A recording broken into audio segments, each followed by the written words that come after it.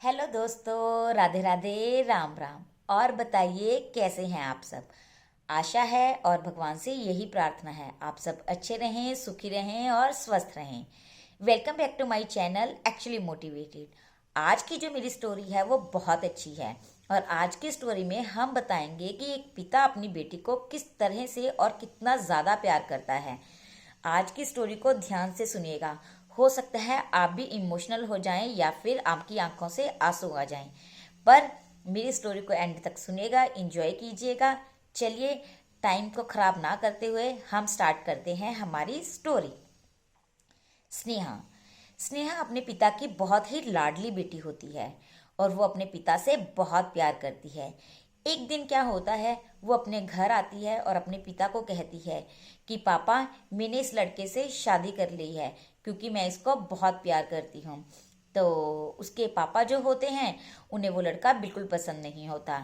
इसीलिए वो उसे कुछ ज़्यादा ना कहते हुए, गुस्से में तो होते हैं लेकिन बहुत सुलझे हुए इंसान होते हैं, वो उसे कहते हैं कि तुम्हें अगर इससे शादी करनी है तो तुम अगर इससे शादी करके आई हो तो तुम मेरे घर से निकल जाओ।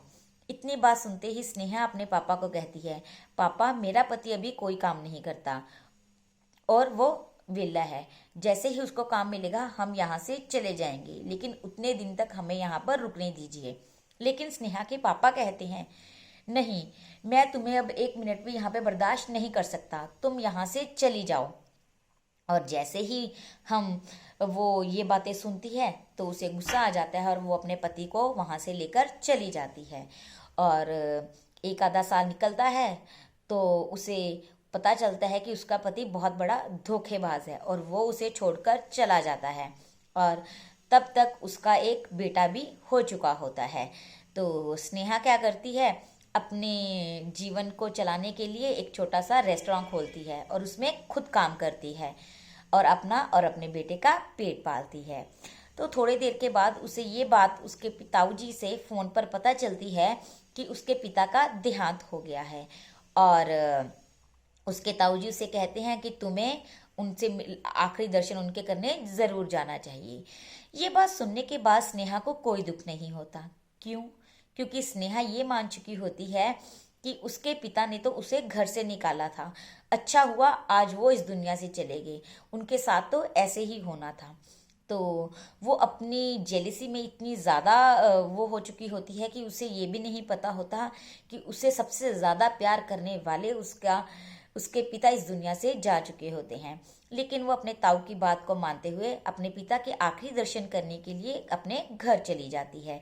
जैसे ही वो अपने घर जाती है तो अंतिम विदाई की सारी रस्में चल रही होती हैं और स्नेहा वहाँ पर दूर खड़े होकर सारी रस्में देख रही होती है।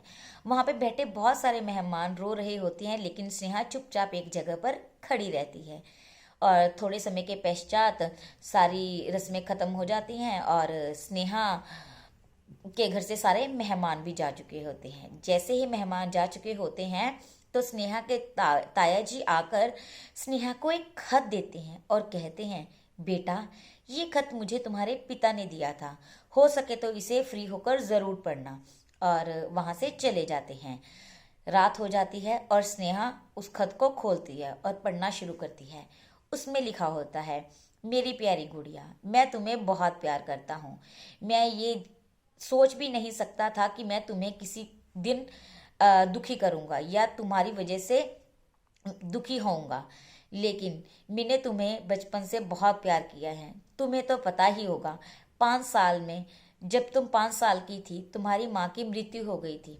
उसके बाद मैंने दूसरी शादी नहीं की ताकि मैं तुम्हें अपनी दूसरी सौतेली माँ के कष्टों से बचा सकूं। मैंने अपनी इच्छाओं को ख़त्म किया और मैंने तुम्हारा बहुत अच्छे से पालन पोषण किया। जब तुम स्कूल जाने के लिए डरती थी तो मैं तुम्हारे स्कूल के बाहर खड़ा रहता था। जब तक तुम खाना नहीं खाती थी तो मैं भूखा रहता था। तुम्हारे लिए कच्चा पक्का फेंक कर अच्छा खाना बनाने की कोशिश करता था। अपने हाथों को भी बहुत बार मैंने जलाया। जब तुम अपने बड़ी होने के बाद तुम कॉलेज से लेट आती थी तो मैं तुम्हें बड़े प्यार से समझाता था। जब तुम शाम को अपने दोस्तों के साथ घूमती थी, लड़कों के साथ जाती थी, क्लब जाती थी, तो वो सब चीज़ों को मैंने सहन किया और मैंने तुम्हें कुछ नहीं कहा क्योंकि उस उम्र में ये सारी चीज़ें स्वाभाविक हैं। लेकिन मेरे प्यार को तुमने नहीं समझा। मेरे भी बहुत अरमान थे, मैंने तुम्हें बहुत प्यार और नाजों से पाला था, और मैं चाहता था कि मैं तुम्हारी डोली इतने अच्छे से भी अपने घर से विदा करूं कि सब सब लोग ये कहें कि शर्मा जी ने जितने अच्छे से अपनी बेटी को पाला था उतने अच्छे से ही उन्होंने विदाई की। मैं तुम्हारा पिता हूँ, मैं तुम्हें दुखी नहीं देख सकता था। जिस लड़के से तुमने शादी की थी मैंने उसकी जांच पड़ताल की। उस लड़के ने अपनी हवस और पैसों के लिए बहुत सारी लड़कियों को धोखा दिया था, और ऐसी लड़के के साथ मैं अपनी बेटी को कैसे विहा सकता था। लेकिन तुमने मुझसे एक बार पूछना तक ज़रूरी नहीं समझा। पूछना तो क्या, तुमने मुझे बताना तक ज़रूरी नहीं समझा।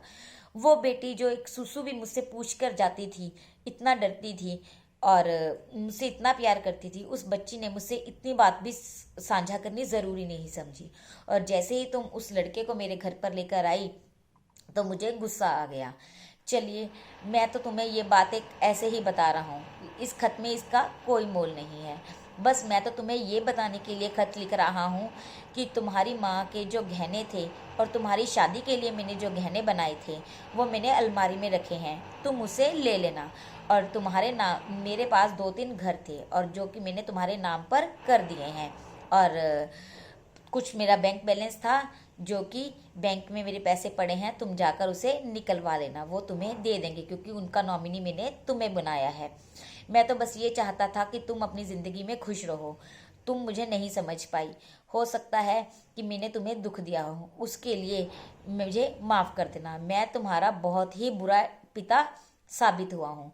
ये बात सुनते ही स्नेहा रोने लग गई, और रोते रोते उसने ये बात को स्वीकार कर लिया था कि उसके पिता तो बहुत अच्छे पिता थे, लेकिन स्नेहा ही एक अच्छी बेटी ना बन पाई।